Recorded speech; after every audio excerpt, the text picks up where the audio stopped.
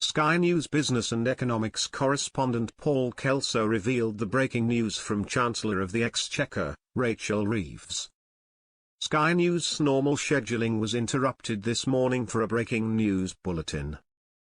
The channel's business and economics correspondent, Paul Kelso, revealed that UK inflation had fallen more than expected in March to 2.6%, according to the Office for National Statistics.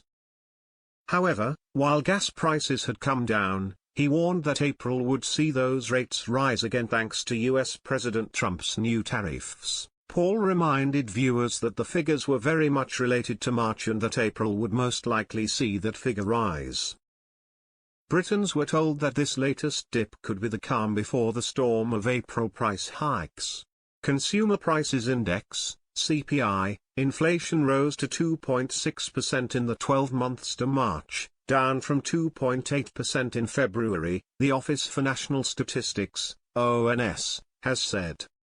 ONS chief economist Grant Fitzner said, inflation eased again in March, driven by a variety of factors including falling fuel prices and unchanged food costs compared with the price rises we saw this time last year.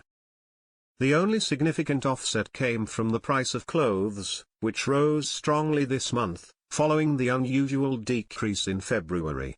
Average petrol and diesel prices dropped by 1.6p in March to 137.5p and 144.8p per litre, respectively, marking an overall drop of 5.3% in the year to March.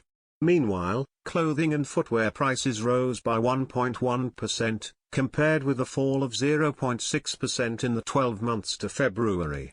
Today's figure marks the lowest reading since December and a steeper drop than predicted by economists, who had expected a reading of 2.7%.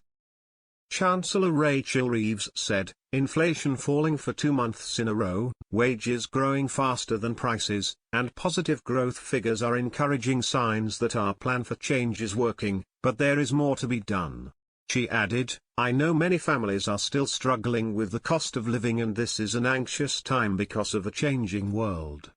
That is why the government has boosted pay for 3 million people by increasing the minimum wage, frozen fuel duty and begun rolling out free breakfast clubs in primary schools. Economists view this as a temporary reprieve, with prices expected to pick up pace this year due to the Chancellor's budget measures.